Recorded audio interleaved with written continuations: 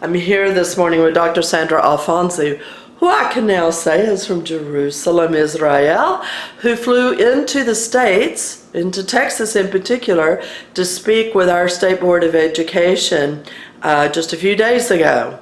Dr. Alfonsi, I'll call you Sandra if I may. I would love a real good report. What had you ever spoken before the State Board of Education before? This is my first time being in the presence of a State Board of Education, let alone addressing it and delivering testimony. And tell me, I have never sat in on one of those meetings. Just walk me through it. Tell me how it went. It's a very impressive procedure.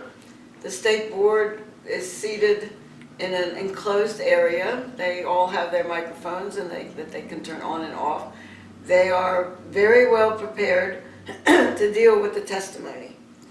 Now, the State Board of Education gave me the impression as a body that they are in charge and knowledgeable and versified in their ideas, but united in the idea of the quality of education to be given to the Texas children. That's good to hear. And okay. that's the impression, and they never lost that impression. Okay. This group of board members covered some difficult topics. There was no rancor.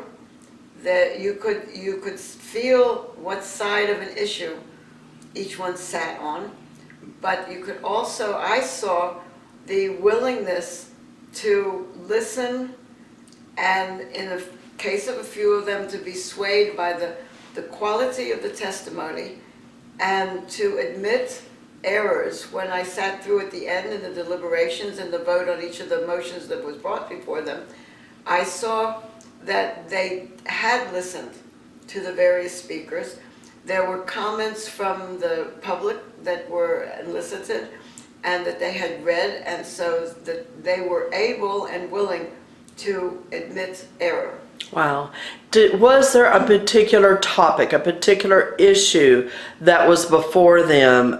This is November of 2018. So was there a particular topic or issue that was being discussed that day? There were three primary issues.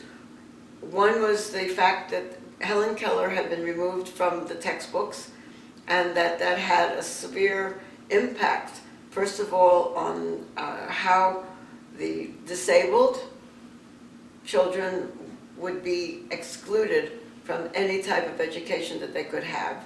And Helen Keller represents probably one of the most severely handicapped that you can have, which is both vision and hearing, and removing her from the textbook in the name of streamlining, I thought as an educator was a mistake, and I was wondering what the Board of Education, how the Board of Education would handle first the testimony, and in their deliberations how they will handle it. So that was one issue. The second issue was a historical issue, and that was that they had voted. All of the changes were made in the name of streamlining, except I feel one was not made to streamline anything. But the second one, which were the WASP, the women aviators from World War II, the first women pilots, and all of us smiled because we heard the word WASP and we were like, why did they remove the white Anglo-Saxon Protestants from the textbooks?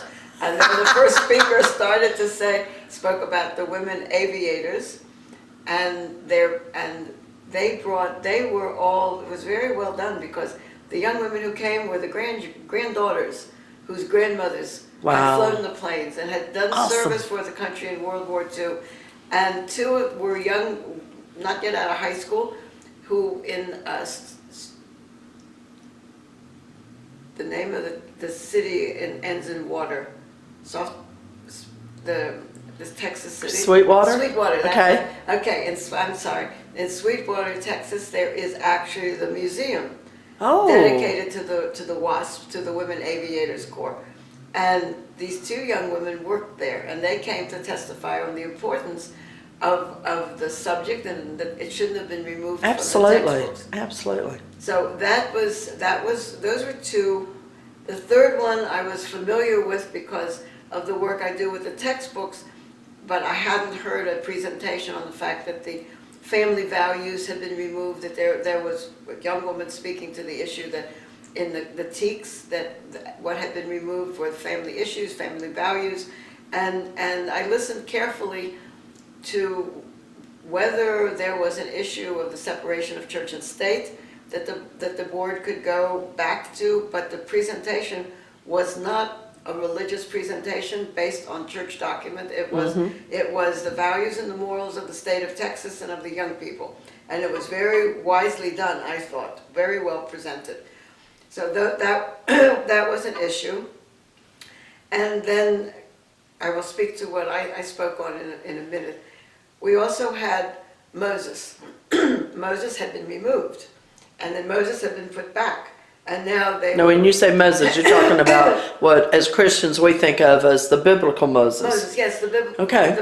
Moses that was... I just want to make sure it wasn't Moses Martinez or someone. Not Okay. It was Moses from what actually... The Old Testament. Right, but also I consider figures like that universal, Yes. and they belong to all of us. That it's not a group thing. And he had been removed along with the fact that there was the definite trend to eliminate the Judeo-Christian tradition of this country, and Moses is part of it, and Moses is the lawgiver. And Moses was, there were headlines, Moses, the state board has returned Moses to the TEKS. And then, of course, they were bombarded to take him back out. Oh. So there were two presenters. There was a young man who came, actually was, I would say, was the Judeo-Christian tradition. However, he said, I'm not speaking to the issue of what we should be doing in Sunday schools and in churches. I'm speaking, and he said that can be done by the religions. He said, and he spoke to the issue that Moses was a lawgiver, and that his place in the history and in the books is as a lawgiver, and that was Wonderful. part of it. That was really critical. Yes. And his presentation was, he was young, he was passionate about Moses, but he was very well groomed and very well skilled in his presentation, because the moment that he said, I'm not talking about the parts of Moses, like the giving of the Ten Commandments, he said that belongs to Sunday school, to church, to Hebrew school.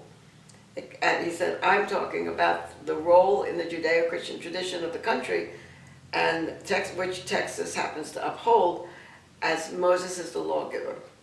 And it was excellent. Well said. Yes. And then there was I'm saying this with all honesty, I was very pleased when the next speaker on Moses as a lawgiver was, I didn't know whether to refer to her as an African-American lawyer or a black lawyer. She was an absolutely lovely young woman, black woman, a lawyer, and she spoke to actually the position of Moses in the legal field, and his role being returned, he should never have been removed, that there is the legal documentation, and that the presentation in the Constitution, a lot of it, of the legal part of the Constitution and of our amendments and such, and the Bill of Rights, that comes as part of what was handed down by Moses, who was a lawgiver.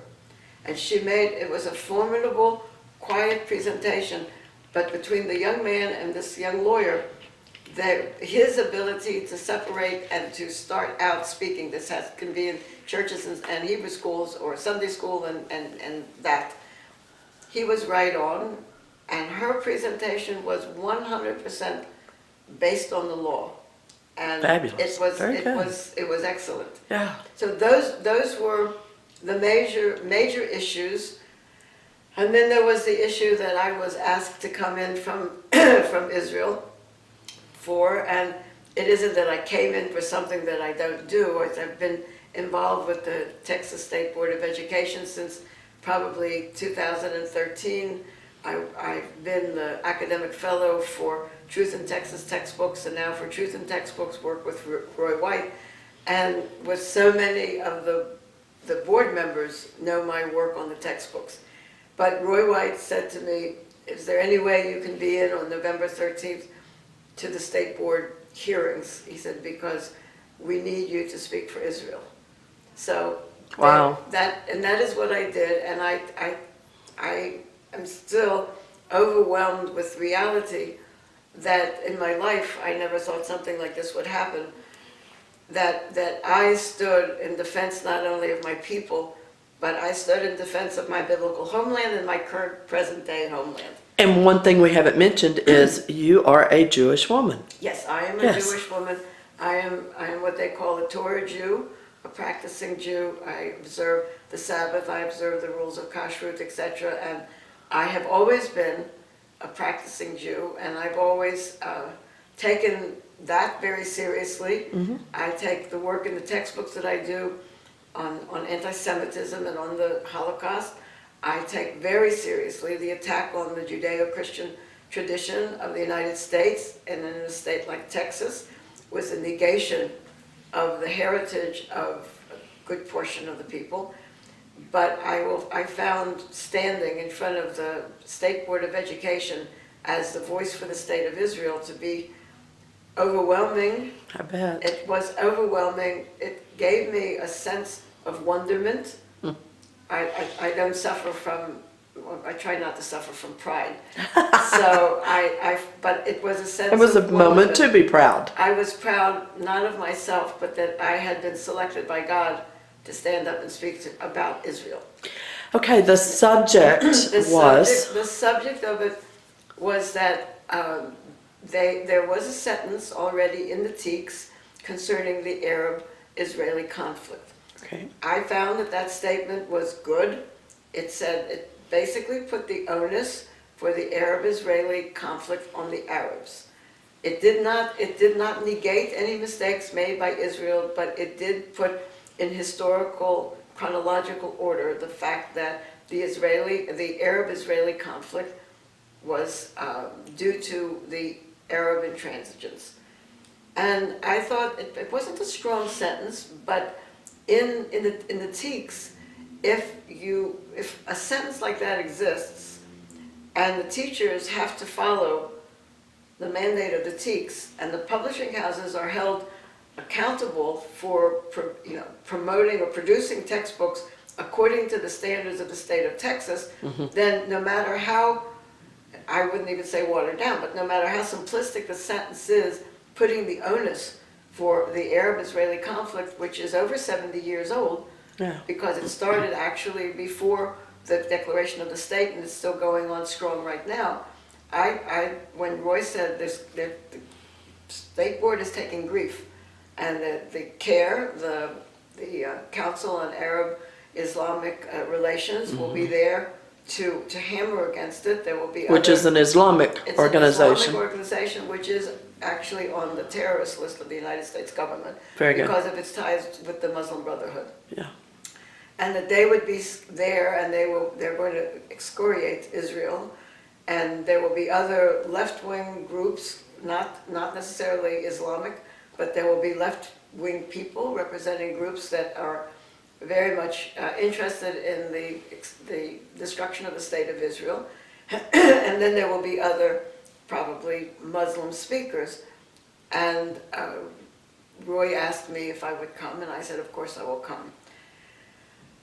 The first speaker in front of me was supposed to be from CARE, and she did not show, and she's one of the big names. She did not show, which meant that I would be able to speak first.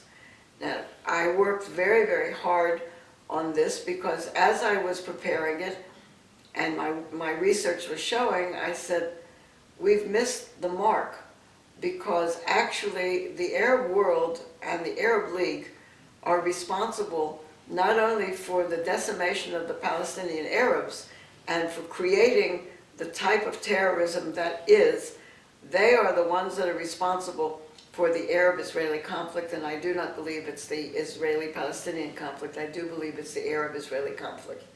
So as I did my preparations, I did it the way I do the textbook work. I did everything chronologically. So when I got up to speak, you have only 2 minutes. And now that must be a real challenge trying to say everything Yes. chronologically in 2 minutes. It was, Roy White had split things with me, and he came later, and we worked on it in such a way that points that I had to eliminate in order to come into 2 minutes, he picked up for his time. Oh, good planning, good. That was how we planned Yeah. it. Now, the thing is that no one said that I had to introduce myself. So when I introduced myself, I mean, I know who I am, but That goes into your 2 minutes? it went into my 2 minutes. Oh, good, you have a short name. So, and you know, where I came from, because Roy thought it was important that Yes. I'm from Jerusalem, because I am now a citizen. I have dual citizenship. I'm Yeah. an American Jew and I'm an Israeli Jew. Yes. I'm an American and I'm an Israeli, which is the dream of a lifetime. Yeah. Strange, but it's nice. So I started, and I was speaking as quickly as I could to still be intelligible, and then I got gonged. So I kept speaking, and then I got gonged again, so I went and I jumped over 3 things, and I came to the end, which When you say you got gonged, they what have does... a bell, and Uh-huh. it gongs you when, as soon as you hit 2 minutes, it goes boom, boom, and Ooh. yes, and quite, and it does fracture thought. Uh-huh. Well, then, how are you allowed to continue to speak? All right, I just said, to heck with it, I'm just going to skip a few points. I needed to get to 2018 and the rockets going on to southern Israel, because I needed to start with 1947, or actually start in 1935. I needed to do that. 2 minutes, wow. So, well, because I had it all prepared. Yeah. What I did was, every time the Arab world or the Arab League negated Israel's offer to give land back. So I went with everything that the Arab world refused, to acknowledge. But then it's like things happen, and they happen inexplicably. But we when I say we, it's Truth in Textbooks, and Truth in Texas, and now Truth in regular textbooks, and Roy and I, we have very strong friends on the State Board of Education because of the quality of our work. Yes. And I'm very honored to have been, the way people were saying hello to me, because every time they've had a problem with a textbook, even though it wasn't in a cycle or anything, they went to Roy to get to me. So I said, okay, I saw 15 people, and I wasn't sure where we were going with this, because I was not sure on who was a supporter of Israel. Now, I mean, it's one thing. true. It's one thing to speak about Helen Keller, or to speak about the even Moses had a hard time, but to come in with Israel, and the word Arab, and it's very difficult. But Ken Mercer said, because we are each It's one, State Board of Education representing the yes. San Antonio area, I believe. And they are allowed to question us when we finish. So he did what I think was the unimaginable. He made sure that he was recognized first. When he finished questioning me, nobody else raised a hand, because I spoke close between 10 and 15 minutes. Wow, there's so much for your 2. And he asked questions, and when he wanted me to stop, he asked another question, because he knew what I had to eliminate, because we each handed in 35 copies of what our presentation was, and they could see I barely touched on the Oslo Accords, and I knew there were issues that CARE would bring up. So that was the presentation, and I did it. I was very proud of myself, because I was totally unemotional, so that I was totally focused. But I thank them, because I have to say it, and I'm saying it honestly, there is no other state amongst all the states of this union that is like Texas. And Texas is, like we have a saying, the last Jew standing. Or my husband was the last Jew standing of a family line from 11th century. So when I look at Texas, I say it's the last state standing, because I was told by a Texan, when I said something, said, "You're the one-star state and we're the one-star state. We stand together." Texas and Yes, Israel. we do. And I was told that. So I made the presentation, but I had found that I wanted the board to understand that it's the Arab world and the Arab League that are responsible for the chaos over there. And they're the ones that are responsible for the Arabs, that they are now known as Palestinians, but they were not Palestinian Arabs. They were the Arab population and the Jewish population in the region called Palestine. That body only became the Palestinian Arabs under Yasser Arafat. That is when the name was taken and the PLO, the Palestinian Liberation Organization, was created. So I wanted the board to understand, and I wanted them to know that this started, it's not the Arabs, it's the Arab world and the Arab League. That's different than putting the onus, oh yeah, there's an Arab walking down the street and he's responsible. Has nothing to do with that. It's nation state against nation state. So I spoke, but I thanked the board, and I meant it sincerely. I thanked them for, first of all, giving me this opportunity, but I thanked them for their history of protecting Israel. And I thank them for the history Well of the fact that they are now protecting me. Okay, I have to ask Yes. you now. You mentioned CAIR, CAIR, Yes. Was to be the first speaker. I'm assuming that there were additional CAIR Yes. speakers. Yes. What were, because they would definitely bring something different to the table. What were they telling the board? The two women from CARE who spoke were wearing their hijab, and they brought, I'm going to word it this way, the Palestinian narrative, which is part of what CARE does and what the Palestinians do. The Palestinian narrative has adopted two stances: victimization and the stance of bullying.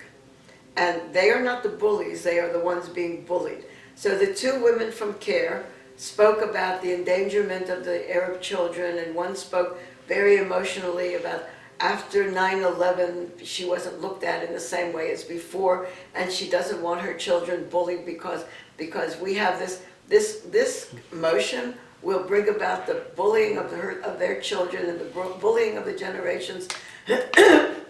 The other one spoke about one teacher whose hijab was pulled off of her head. And yes, those are examples of things that have gone awry, and it's up to the school system, it's up to teaching family values, it's up to teaching tolerance. However, it's not at the expense of 7 million people and a country, and raising anti-Semitism to where we're being sought out for killing. I mean, 3 weeks ago we had 11 Jews killed in Pittsburgh in a synagogue on Shabbos prayers, on Shabbat prayers. So, but their presentation, and it was very interesting, the woman who was the leading woman did not show up.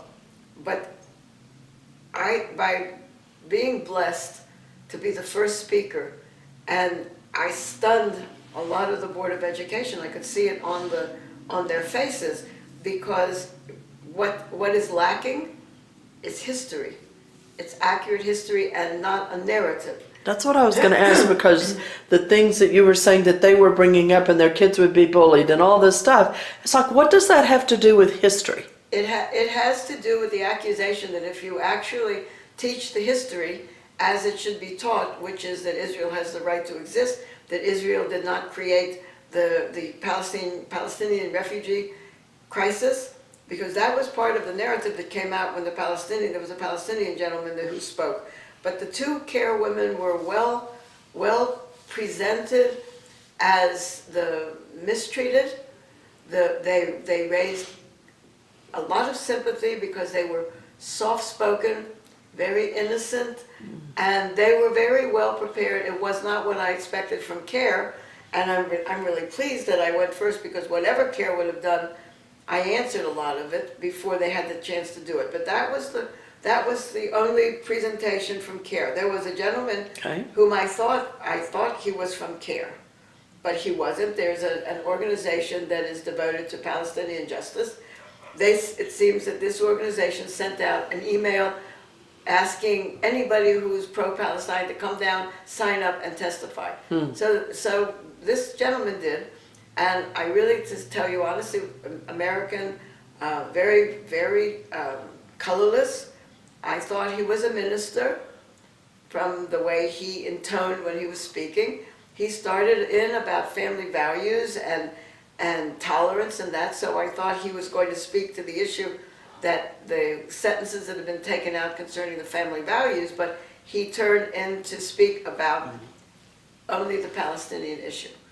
And the danger of these hearings is that I feel that the State Board of Education should have, not a gallery of a lot of people, but they should have people sitting there who can be called as respondents to that, because that was what was missing. Because I could have, without any problem, Roy could have gotten up without any problem, but I could have gotten up and responded saying, this is historical, and it would have been polite, but historically correct, because he was, when his passion came out, the anti-Semitism came out, the anti-Israel hatred came out. Wow. It shifts from the Palestinian narrative to using it. They are the scapegoats, they are the ones that are being bullied, and this is the fault. So he spoke, and I was uneasy, but I thought, okay, I've already spoken to the board, and he didn't make a tremendous impression. I did not know in which direction the board was going. Mm-hmm. But then, excuse me, the one speaker who came after him, I found the most dangerous. I don't think CARE would have even been as dangerous. This is a Palestinian, and he went to Georgetown University, but he is a native-born Palestinian. Okay. From the region. I don't know where he was born, whether he was born inside what turned into Israel or not. But he invokes, I know the Palestinian narrative because I correct the textbooks. I have never seen the presentation of the Palestinian narrative. So when you read it and you know what the history is, it doesn't explain how so many people have been taken by it. But when you hear the Palestinian narrative from the mouth of a Palestinian who is very well groomed in the American fashion, who knows how to speak, who knows how to modulate the voice, Yeah. and then I watched him and I thought, he is the embodiment of victimization, and that is how he made his presentation. And when he got to he can never go home, and it's all the Israelis' fault, and they're occupying the land, and they're occupying his home, and there are 8 million of us who cannot go back home. So Roy White later addressed the issue, and the Palestinian who was not supposed to get up, he got up and interrupted, and there was a dialogue going on that wasn't supposed to go on. Oh, really? Between the Palestinian and Roy White? And Roy White. Most interesting. But that was what gave me the idea that actually there should be respondents. Because even in the case of Moses, the 2 people who presented were positive. Mm-hmm. If there had been, if it had been to the reverse, and wanting to keep him out altogether, it would behoove any State Board of Education to make sure that you have a respondent. Because I knew that no matter what I said, there were going to be people saying something else. Yeah. That I knew. So that was what I found. I found this colorless gentleman representing the Palestinian narrative. I found him brainwashed. Now, brainwashing and being someone who believes that they really are victimized, they're 2 different things. He was not interested in history. He was mouthing. He had just been programmed and fed what to say, and without any of the understanding, without the roots to it. Okay. And he reminded me of someone that programmed, it's a good word for it, and I think that he is a person who, when faced by the facts, has put the facts away, because that's the way in which he maintains that narrative. The Palestinian gentleman that was there is something else, because he was totally with the victimization, and but what he said was flawed, and I can say, because I'm speaking here, honestly, he lied. Yeah. And there was no one to confront, not to confront in the bad sense, there was no one to be the respondent to it. And I didn't know, see, that's where I was so grateful. I'm grateful to Ken Mercer, because many of the facts that I That's did not State have Board been of able- Education, Yes, gentlemen. Okay. the State Board of Education gentleman who, knows the work. I was very grateful that he opened it up, because a lot of what I said in its own way, refuted. And then what Roy said, Roy took up the 8 million. There were only between 500,000 and 700,000 Arabs from that area that were displaced and became refugees. And Roy spoke to the issue of the United Nations creating generational refugeeship. So my question comes, thinking about what you've been sharing, if someone's sitting on the State Board of Education is not well read and studied in that particular area, they wouldn't know if they were being misled or lied to. So how do they end up weighing what's said? I will answer that based on what I saw. Okay. I think that, like, my preparation of what I wrote had to be narrowed down so it would only be 2 minutes. I really think that there should be 2 sets of documents. In other words, the State Board of Education members get the one that is for 2 minutes, but they get the full one with all of the information. Mm-hmm. And I also think that after going through... Now, this information that's coming from people such as yourself? Yes. Or just citizens or whoever? In other words, those who present the testimony. So they get the 2 minute, but they also can get a packet But that's with what I think. the research. I think that it's incumbent upon me to speak 2 minutes, Yeah. but not hand only, an abbreviated, truncated, because not everyone has a Roy White. And I handed off. Yeah. I said, look, this needs to be covered, and he put it in his. Yeah. So that was because we worked together. But I think that is an issue. But at the same time, I think that at this moment in time, that the State Board of Education members do not know the basic history, the why of everything. But when you have a hot potato issue like Israel, and it comes up over and over, and it's been removed from this text and put back in, and you now have, before Roy started this organization, they were using the ICS, which is another Jewish organization, but they happen to be left-wing. So when they fed the material to the publishing houses, they fed them exactly what the publishing houses wanted. And then Roy came up, and we do this work. But I still think that I could not believe one of the State Board members during what was important now to speak about, with your permission, are the deliberations at the end with the vote on the motion. Yes, please. Well, one of the State Board members he was, first of all, it was interesting when it came up. Roy and I were sitting in the audience, were almost no one there. Let me ask, about how many people spoke that day? I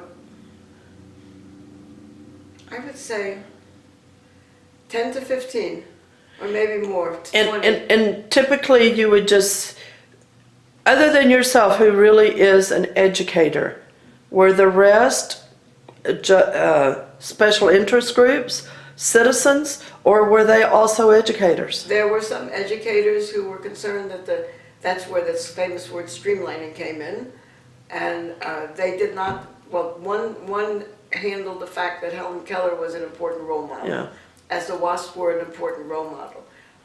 There were Chuck Kaufman, who's the new president of the B'nai B'rith International.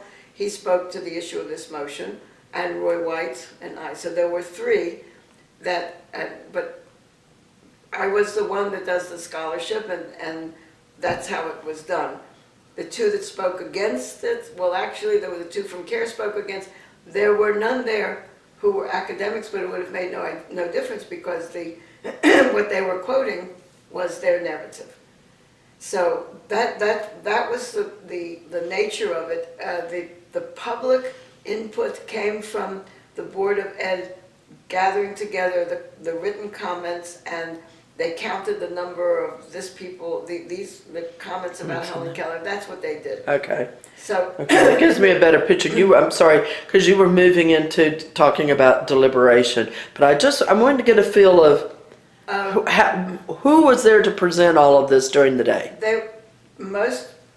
and I'm not being disparaging using this word, most were just people. Okay. And on the at higher education level, the African American lawyer, that there were some that the mother with her child, with her daughter who was both blind and deaf, the child and came with the signer. The mother wrote her own speech and she made it because her daughter could only say so much. Yeah. But she was very well versed. She had the history of Helen Keller down. You couldn't. Oh yeah. Where it was important. The same thing with the wasps. The same thing with Moses. But the one unfortunately, the one that is most endangered is every time Israel will come up, because it wasn't well done, but it was well done for on the opposition. And I think that's what happened to the Palestinian gentleman and the two women from CARE and this other strange man. That the fact that I went first, and I'm the academic fellow for this organization, and that this is my work is the history of the state of Israel, I think that they were not prepared for that. And I could see the reaction on the faces of the board members of education. All movement stopped, and they were very attentive, because whether they were hearing facts they didn't know or realizing that these facts disprove that narrative, this was something I could tell from their reaction, and that's not egotistical on my part. I could tell from the electricity. Yes. In the group of board members, and the Palestinian man. I mean, I could body language. If body language could have been, I'd been on the floor, and I didn't care, because one woman one man came over and said to me, "You rattled cages here," and it was a positive. Yes. It was a positive. Yes. But on the deliberations, and I think everyone should know that the best interest of the students, I didn't feel at the beginning of the hearings that I was seeing, I was hearing streamlining, and then when what had been eliminated made no sense to me, because if you want to streamline, there's enough stuff in the textbooks, you don't have to take out Helen Keller and that. So I wondered, when you use the term streamlining, what does that mean? Reduction of the amount of material. Okay. And it was stated during the deliberations that, they were doing this because of the complaints of the teachers, that the teachers had too much to teach. Well, history, I mean, oh my goodness, we add to it every day. So yes, it does grow. Yes, they are challenged, but each layer has its importance. And I think that when one becomes an educator, it's incumbent upon them to figure out how to teach it, not to take history out and destroy it. And I saw too much vested interest in the streamlining, in the conversation about the streamlining. And concerning the teachers, the textbooks are a lot to blame, because they're very big. There's a lot of unnecessary material. If you want to streamline, you don't take the history out of the TEKS. You evaluate the textbook that you've chosen, and you tell your teachers, okay, chapter 8, this section is important. You can eliminate that because it's already been covered someplace else. I think it has to be done that way, not to streamline, because I find streamlining as an agenda-based technique. Yeah. So they started deliberating from first grade textbooks, and we're in the 8th grade textbook with this sentence on the Arab-Israeli conflict. So when they got to us, I found that the whole nature of the conversation changed, because they put back in everything they had taken out when it came to Helen Keller. They put Hillary Clinton back in. They put back in, and I said streamlining. If they put it back in, that wasn't streamlining. That was an agenda. And when you deal with someone like Helen Keller, you really have an agenda. And we've worked so hard in this country to develop the education for challenged young people, but Helen Keller is a role model. And yes. Also, when you speak about family values and you speak about tolerance, and you take Helen Keller out, and those are the weakest members of your society. They're the ones that that I don't want to speak, I'm not speaking to abortion or anything else, but those are the ones that are left to die. Yeah. And when the mother said that she begged them to put her back into the textbook because she didn't want her daughter spending her life on a mat. Wow. So, you know, that's a point that, and so everything was put back in. And then the atmosphere changed when we came up, when ours came up, and the first thing that impressed me was that there were these unsolicited statements of support for the state of Israel. Unsolicited. Good. They had really nothing to do with that, but I mean, I was pacing the floor, Roy was pacing, I was frightened. I admitted I was frightened because I had never in my life thought that something would turn the way this turned. Mm-hmm. So after the declarations, you know, like the declarations of love and admiration finished, then the deliberations started.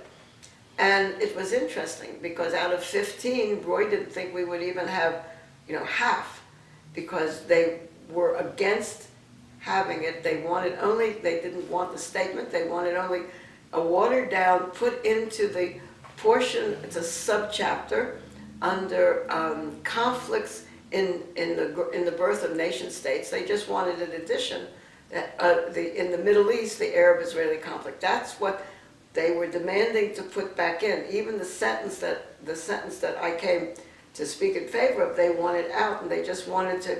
It was past watered down. It was just with no intent, and just put in like that.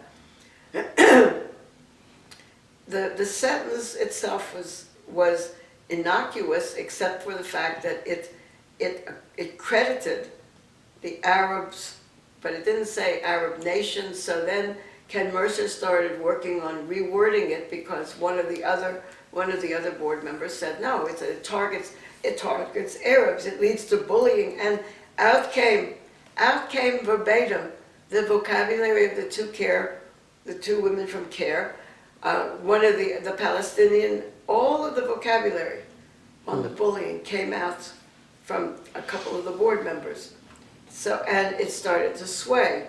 That was when I said to Roy, I said, I don't think we're going to get this, because they picked up so much of the Palestinian narrative that history just seemed to me to go out of it went away.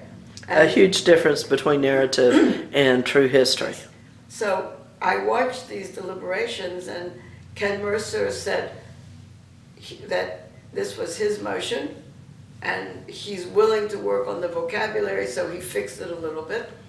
And it ended up then with Tom Maynard reworking the vocabulary. That's another board member. That's another board member.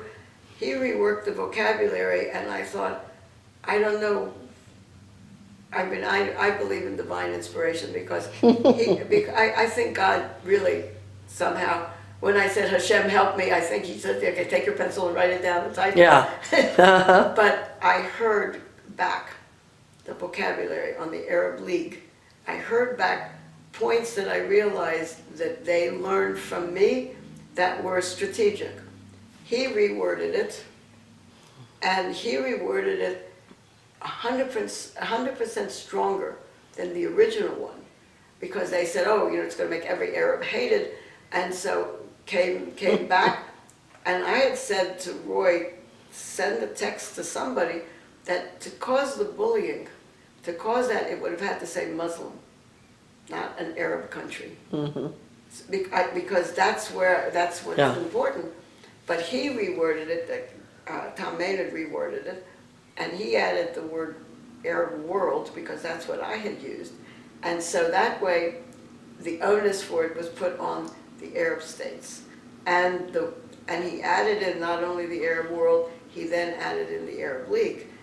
Now, one of the board members, he's against this and it causes bullying, and he said, and the Arab League had nothing to do with it. He said, and we don't even know how to teach this curriculum. He came out with such an argument that I thought, if he really doesn't know anything about the Arab-Israeli crisis, why is he conflict, why is he there? If he's never heard of the Arab League, there's a severe overlap and things missing from the education.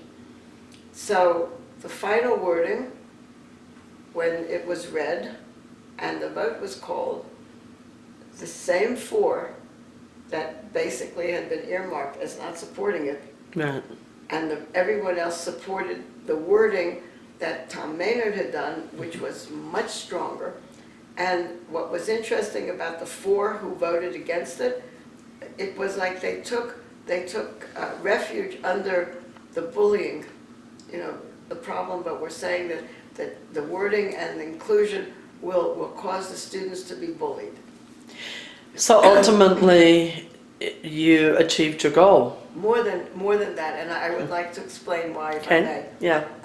My goal was to not let Israel be cursed. And I felt it was very important that someone would prevent the cursing of Israel, because we're going through a war right now. Yeah. And so I just wanted to make a difference. I was hoping that the way I do things, my research, the fact that everyone had a copy of what I was supposed to present, and realized when reading it that I had to cut out major parts, but they hadn't. Yeah.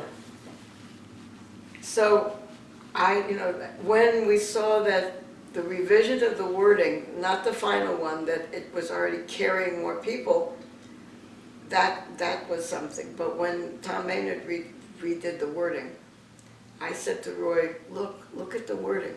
And they voted 11 for, and the 4 against. The 4 against said it really was not concerning Israel. It was the concern for the bullying of the Arab students. I mean, it's fine, as long as we had the 11 and they had the 4.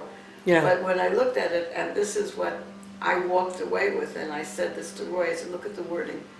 I said, the state of Texas has given me, and you, because you're the head of the organization and I do the research, has given me a weapon that we've never had, which is when we go back to the publishing houses on their chapters and sub-chapters on the Arab-Israeli conflict, we now have a tool we never had. The state of Texas has adopted the following wording for its teaks. Therefore, your books have to adhere to this. And we have a wording that puts the onus on the Arab world and the Arab League. And that is when I said one star state and another 1-star state. That is the greatest gift that Texas could give to Israel right now and gave to me. That was my respect for the state board. They labored. I mean, it was not easy when they had to try, and they did. They put Hillary Clinton back in, and they were able to actually deliberate and say, well, she was the first lady. When she was the first lady, she worked on health care, and they were able, and they were not so happy, some of them, to put her back in. But they said it remains on how we teach what she did as a presidential candidate. When you look at today's world, she's a vital part of even the election of Trump, because truly Trump got anti-Hillary votes. It was a backlash against her. Yeah, it was all kinds of things. So I was very proud of their deliberation about Hillary, because my instinct was I can't stand her, I don't want her in, but the deliberation was so very rational. And they had no problems with the WASPs, and they had no problem with Helen Keller. There was one objector each time to all of these things, and that was the one that I spoke to you earlier, that he was against Israel and everything. He was against Moses, and he had a definite cultural problem, and it was visible. What? I'll just be real point. Is he a Muslim? I was told that he is. Okay. He isn't visibly recognizable as one, and the name is not one. So, but Yeah. I was told just to be calm, that Yeah. this is cultural, and I said okay. Okay. Well, it could be from the area where he Yes. was raised, and So, and maybe he's not a Muslim, but it's a cultural thing. but Could be it true. was a marvelous experience. participating in that. I appreciate so much you taking the time this morning to share, because we need more people to get involved and to be willing to go. Most of us don't have to fly as far from Jerusalem to go speak at the State Board of Education. Most of us simply need to get in our car and boogie down the road a few hours. So thank you. Thank you for your time and expense and standing up for Israel for the benefit of Texans. Yes. We genuinely appreciate It that. was my pleasure. It was an honor. I mean, yes, it was a pleasure, but it's truly an honor. I mean, I said to the board, I said, I've never had a state because I was born in Washington, D.C. So I said, I always wanted to be an honorary citizen of the state of Texas, and never more than that day. Never more, because it's Yeah. big country, big hearts, and a lot of very good brains. I bet you are a member of the state of Israel. Yeah. Yeah. I'm a Praise citizen. God. Praise God. I'm a citizen. Yeah. Thank you so You're much. I look welcome. forward to your speaking this evening. Thank you. So we will have the video from all the wonderful things you'll be sharing this evening. Thank you. God bless you.